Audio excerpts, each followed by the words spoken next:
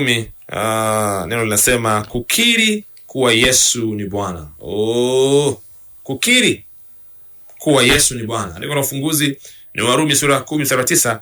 Neno linasema kwa sababu ukimkiri Yesu kinywa chako ya kuwa ni Bwana na kumwamini kwa moyo wako kuwa Mungu alimfufua katika wafu, utaokoka. Hii ndio namna ambavyo mtu anakuja ndani ya Kristo, mtumishi. Anasema kwa sababu ukimkiri Yesu kwa kinywa chako ya kuwa ni Bwana, na kuamini moyoni mwako kuwa Mungu alimfufua katika wafu, utaokoka. Ndio Mungu kusema ukiri kuwa Yesu ni Bwana ndio kunako kuleta kwenye wokovu. Yaani pale unapokiri ubwana wa Yesu Kristo ndani ya maisha yako ndipo ambao unaingia kwenye wokovu.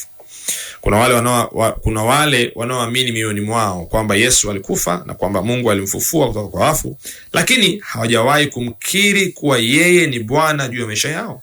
Kwa hiyo wokovu ambao Yesu aliuleta haujachochewa katika maisha yao.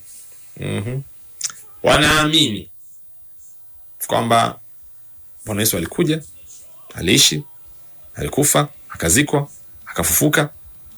Wanaamini, lakini hawajawahi kukiri kwamba yeye ni Bwana katika maisha yao. Kwa hiyo wanakubaliana hiyo kama vile jambo la kihistoria liliwahi kutokea. Kwa maana hiyo wokovu sio dhahiri kwao. Mungu anasema njia ya Biblia ya kupokea wokovu kwa ajili yetu imeelezwa waziwazi katika maandiko. Kusoma Warumi sura ya 10 mstari wa 8 mpaka 10 nasema, lakini yanenaje? Lile neno li karibu nawe katika kinywa chako na katika moyo wako, yaani lile neno la imani tulihubirilo. Kwa sababu ukimkiri Yesu kwa kinywa chako ya kuwa ni Bwana, ndio neno la imani hilo mtumishi tunalohubiri. Kwamba ukimkiri Yesu kwa kinywa chako ya kuwa ni Bwana na ukiamini moyoni mwako ya kuwa Mungu alimfufua katika wafu, utaokoka. Kwa unaamini kwa moyo na unakiri kwa kinywa mtumishi. Mungu anasema unaamini moyoni mwako kwamba Yesu Kristo ni mwana wa Mungu na kukiri kuwa yeye ni Bwana juu ya maisha yako. Hicho ndicho kinachokupelekea wewe kwenye wokovu. Kuamini peke yake haitoshi. Kuamini peke yake haitoshi mtumishi. Sababu unaamini kwa moyo unahesabiwa haki huko ndani. Lazima ukiri, lazima usafirishe kile ulichokiamini, ukitoe nje, ukizungumza kwenye ulimwengu wako kupitia maneno yako. Kwa hakika Mtume Yakobo alipokuwa akizungumza umuhimu wa imani ya kweli, hasa kwa jinsi inavyoonyeshwa kupitia matendo, anatuambia kusoma katika Yakobo sura ya 2 sura 19, anasema wewe waamini ya kuwa Mungu ni mmoja, watenda vema. Sawa, unaamini kwamba Mungu ni mmoja, it's fine, ni sawa, unafanya vizuri. Mashetani nao wanaamini na kutemeka. Sasa tofauti yako ina nini? Wewe unaamini kwa Mungu ni mmoja, which is good, it's fine, ni sawa. Lakini hata mashetani wanaamini, na sio tu wanaamini, wanatemeka kabisa. Kwa hiyo lazima ufanye something extra, ufanye kitu cha ziada. Na ndio hicho ambacho Paul anaeleza hapa. Kwamba unaamini kwa moyo wako alafu unakiri kwa kinywa chako, ili kile ulichokiamini kwa moyo kilandane na kile umekitamka kwa kinywa chako. Mungu anasema kwa hiyo unapaswa kuchochea kile unachokiamini. Ni ukiri wa Yesu kuwa Bwana wa maisha yako ndio unaofanya wokovu kuwa dhahiri. Ukiri wa kinywa chako ya kwamba Yesu ni Bwana wa maisha yako ndio unafanya ule wokovu uwe dhahiri. Very important. Hii inaeleza kwa nini baadhi ya watu ingawa wamemwamini Yesu hajazaliwa mara ya pili. Bila maungamo hayo wanaweza kwenda kuzimu. Wanaweza kukatiliwa mbali mtumishi, kwa sababu kama umeamini tu na hujakiri, hujatamka, ule wokovu hauwezi kuwa kwako mtumishi. This is the formula. Hii ni kanuni. Ni rahisi tu namna hiyo. Huna haja kushindana nayo. Kwa hiyo katika kazi yako ya kiinjilisti na kuwafikia watu, sisitiza hili hasa katika siku hizi za mwisho. Ni tangazo la Yesu kuwa ni Bwana ndilo linalovunja nguvu za shetani juu ya maisha ya watu na kuwatoa katika giza na kuwaingiza katika ufalme wa mwana wa pendo la Mungu. Hili tangazo, hili declaration, haya matamko ya imani. Sababu unaamini kwa moyo unahesabiwa haki mtumishi, lakini unakiri kwa kinywa ndio ule wokovu unatokea. Na hiyo ndio formula katika Ukristo. Kile unachokiamini na kile unachokizungumza. Na ndio maana lazima uamini sahihi ili maneno yako yaweze kutoka katika chanzo sahihi. Kwa sababu ulimi au kinywa kinazungumza kutoka katika yale yaliyojaza moyo. Masikala paraboso lobaya. Kwa lazima uwe sawa ndani ya moyo wako na Bwana. Ndio maana ukiamini unahesabiwa haki. Ile haki unaisafirisha huku nje katika ulimwengu wako, katika mazingira yako. Unaipa kitu kinaitwa legitimacy, yani ule uhalali wa kisheria wa kuwa stahiki yako, wa kutamka na kuzungumza. Balengre kapa sopra gila barabolo borobosira. Hii ni kanuni kubwa sana ya muhimu kabisa. Jekrita la manda rabosa. Haitoshi kusema unaamini kwamba Bwana ameniponya. Tamka ule uponyaji wako. Ukishaamini uzungumza. Ruhusu neno litoke liende. Yani ni linaoana na ile kanuni ya unabii mtumishi. Prophetic principle. Kwamba lazima you must declare. Huu ni ulimwengu ambao Mungu amempa wanadamu au amewapa wanadamu kuutawala. Kwa ili jambo lake litokee, Bwana huwa analipitisha kwa watumishi wake. Alafu watumishi wake wanalitamka na kulizungumza huko nje. Then linapata uhalali wa kutokea. Wakuwa. Kwa maana Biblia inasema Bwana afanye kitu isipokuwa amewajulisha watumishi wake manabii. Kwa sababu amempa wanadamu kutawala ulimwengu. So kuna kanuni, kuna principle ya nini kufanya. Cha kufanya, namna ya kufanya vitu. Na ndio maana atalizungumza hata kama kulizungumza leo, alizungumza miaka 2000 iliyopita, 3000, miaka 700, 900, lakini kuna mtu alitamka kulipa nafasi katika ulimwengu.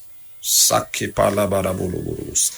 Ndio maana tukachukua maandiko katika ukachukua neno katika Biblia, katika maandiko unasema ukafanya nalo vita. Ukasoma na ule unabii. Ukautamka juu ya ulimwengu wako na ukawa. Biblia inasema njoo tuojiane, leta ujanzito. Unachukua ujanzito kulingana na kile ambacho Bwana amekisema. Unatengeneza hoja kupitia neno lake. Neno lake ufunua neno lake umesemaje kuhusiana na hali yako, kuhusiana na mazingira yako. Unachukua ile neno alafu unaliweka kinywani unaliachilia. Masekra mali krokosuka. Unapata ridhaa na fursa na nafasi ya kufanya jambo litokee. Na kama ulikuwa hujui, hata yule muovu ameiba hiyo kanuni. Ili mambo yake yatokee katika ulimwengu huu, ndio maana manabii wa uongo ambao wanazungumza kauli za uongo, kwa maana kwamba kauli ziko kinyume na neno la Mungu, na wanazitamka na kuzitangaza kule ili zipate nafasi ya kutimia, sababu anajua formula ilivyo. Of course hajui vitu vyote, hayupo kila mahali, hana uwezo wote, lakini vile ambavyo anavijua anavifanyia kazi. Ndio wanasema kuna manabii wa uongo wapo, ndio, na wanaenda zaidi ya wale manabii wa uongo leo kanisani. No, kuna manabii wa uongo wanaitwa expertise, kama unaelewa neno wabobevu fulani lakini kichocheo chao, hamasa yao sio ya Mungu, sio ya ungesema ya sawa, sio wana wa mfalme, lakini sio ile genuine tu ya ungesema ya kawaida nzuri tu ya heshima. No. Wao wanatokea ule upande wa giza na wako pale kufanya kazi za yule muovu ambaye ni baba yao, na ili wazifanye lazima wazizungumze kwenye ulimwengu ili zipate fursa, ili ile nguvu ya giza iliyoko nyuma yao iweze kukimbia na hayo maneno na kuyatimiza.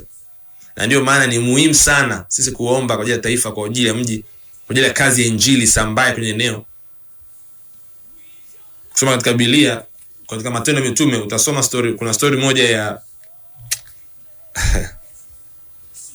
Paul alikuwa anajaribu kumhubiria mtu mmoja hivi mkuu, alikuwa kama governor wa mji. Alafu kuna yule mchawi ambaye alikuwa katika ile eneo, akawa anajaribu kumzuia yule governor asipokee injili, asije kwenye kweli injili. He was trying to, yani alikuwa anajaribu kumdistract, kumtoa katika reli, asipokee injili ambao Paul alikuwa anahubiri. Kwa jamaa yule governor alianza kuonyesha interest au shauku ya kuelewa kile ambacho Paul anahubiri. Lakini yeye akaanza kutumia dark art, nguvu ya giza, jaribu kumtoa jamaa, kumsway, kumuondoa kwenye njia. Haya. Ndio maana nakwambia ni muhimu sana kuomba kwa ajili ya miji yetu, ili kweli ya injili itapakae na isambae na iende kila mahali. Bwana anataka kila mmoja akolewe, hata mmoja asipotee. Lakini ni wajibu wako wewe na mimi kutengeneza yale mazingira sahihi ili hiyo injili ya Kristo iweze kumfikia kila mtu. Na ndio maana tunaomba kwa ajili ya injili ya Kristo isambae kwa kasi. Tunasema katika zamu zetu. Twende ndani zaidi kusoma Warumi sura ya, unaweza kuandika hiyo Warumi sura ya 10 mstari wa 8 mpaka 10. Ni moja andiko ambalo tumelisoma sana na ndio andiko la msingi la somo la leo. Unaweza kuliandika chini ukalirudia. Warumi sura ya 10 mstari wa 8 mpaka 10. Na nitasoma andiko lingine la pili, wa Filipi sura ya 2 mstari wa 9 mpaka 11. Muhimu sana. Neno linasema, kwa hiyo tena Mungu alimwadhimisha mno, akamkirimia jina lile lipitalo kila jina, ili kwa jina la Yesu kila goti lipigwe, la vitu vya mbinguni na vya duniani na vya chini ya nchi, na kila ulimi ukiri ya kuwa Yesu Kristo ni Bwana, kwa utukufu wa Mungu Baba.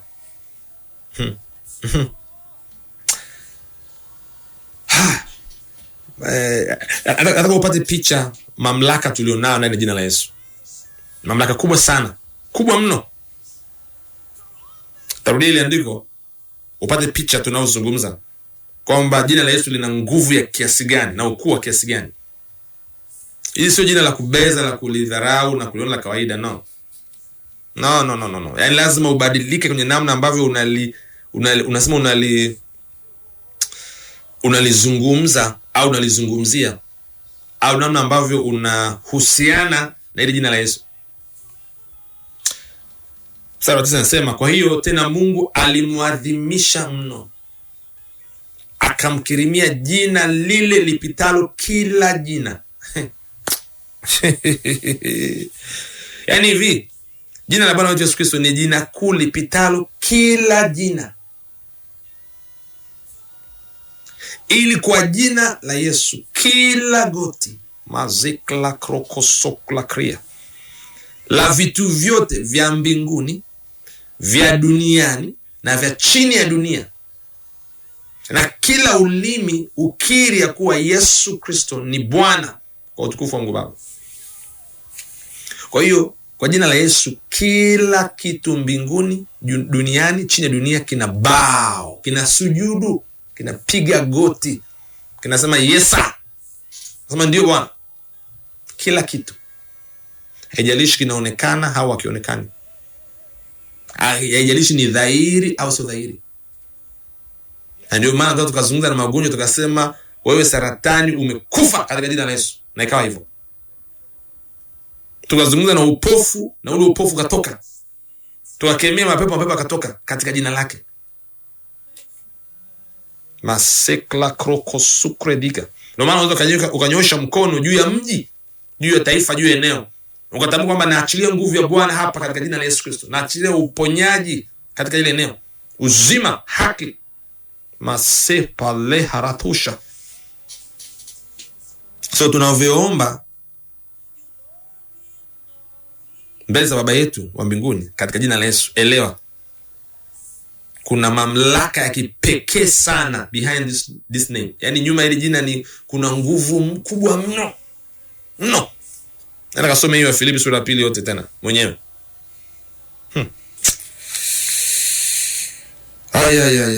Tabadilisha sana ulimwengu wako ukielewa hii mtumishi. Ukiri hutia mdomoni ukaelewa, ukafahamu na ukautamka juu ya ulimwengu wako. Fanya sala hii pamoja na mimi asubuhi leo. Sema: mpendwa Baba, nakushukuru kwa nguvu ya neno lako na ufunuo wa wokovu kupitia ukiri kwamba Yesu Kristo ni Bwana.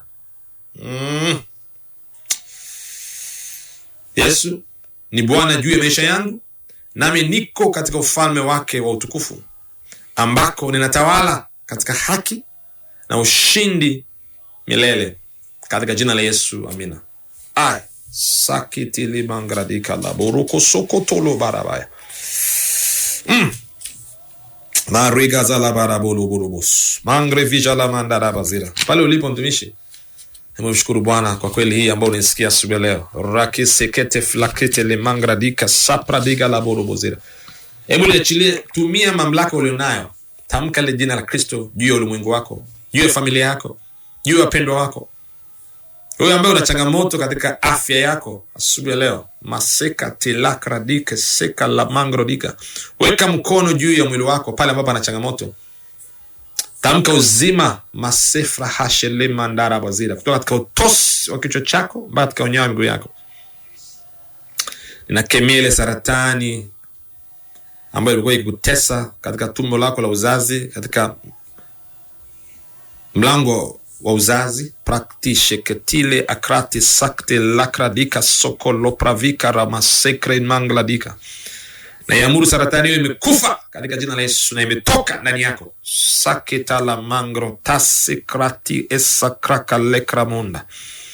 Hiyo saratani ya damu na yamuru imekufa na imetoka ndani yako katika jina la Yesu Kristo. Plaka shekete la krako suko tikere malamuru musira. Udhaifu katika mwili wako inaamuru umekufa na umetoka katika jina la Yesu. Mangala ramasaka rabura. Atamka uzima katika utosi wa kichwa chako, katika unyayo wa miguu yako, kwenye kila tishu, kwenye kila ogani, kwenye kila seli ya mwili wako. Maleka rabala burubusira. Kwenye kila mfumo wa mwili wako. Atamka afya njema asubuhi leo katika jina la Yesu Kristo. Mali rakasika la manda rabazira. Pokea uzima pale ulipo kuanzia sasa. Pokea uzima katika mwili wako, katika figo yako, pokea uzima katika jina la Yesu. Katika kifua chako pokea uzima, katika koromeo lako pokea uzima katika jina la Yesu. Kraka lakradeko sokoloba. Katika mifupa yako yote pokea uzima katika jina la Yesu Kristo aliye hai. Oh, haleluya, haleluya, haleluya. Bariki jina la Bwana pamoja na mimi asubuhi leo pale ulipo. Kuna afya njema ndani yako na badiliko asubuhi leo katika jina la Yesu. Pala mandaraka sikalaba. Ni jina kuu kupita majina yote. Katika jina hilo tuna uzima, tuna ushindi, tuna ubora, tuna utukufu, tuna afya njema, tuna ulinzi. Tuna mamlaka na utawala. Malengra kasipra galaburubuzira katika jina la Bwana wetu Yesu Kristo. Oh, amina. Tapenda kusikia asubuhi leo kile ambacho Bwana amekufanyia pale ulipo. Fanya sala hii wokovu, wewe ambaye bado hujamwamini Kristo kwa Bwana mwokozi wa maisha yako. Fanya ukiri huu pamoja na mimi leo hii. Sema: Bwana Mungu, ninaamini kwa moyo wangu wote katika Yesu Kristo, mwana wa Mungu aliye hai. Ninaamini alikufa kwa ajili yangu na Mungu alimfufua kutoka kwa wafu. Ninaamini yu hai leo hii. Nakiri kinywa changu kwamba Yesu Kristo ni Bwana wa maisha yangu kuanzia leo hii. Kupitia yeye na katika jina lake nina uzima wa milele. Nimezaliwa upya. Asante Bwana kwa kuiokoa nafsi yangu. Sasa mimi ni mwana wa Mungu. Kwa kufanya sala hii, leo ni kiumbe kipya. Ya kale yote yamepita. Sasa yote yanakuwa mapya. Maombi haya ni kwa ajili yako. Baba, katika jina la Yesu Kristo, tunasema asante kwa ajili ya wale wote ambao asubuhi leo wamemwamini Kristo kwa mioyo yao na wamemkiri kwa vinywa vyao. Wanatembea katika upya uzima, wanatembea katika ubora. Yule adui hana madai yote dhidi ya maisha yao. Na wabariki kwa neno lako Bwana. Na wabariki kwa roho wako. Katika jina la Bwana wetu Yesu Kristo. Amina.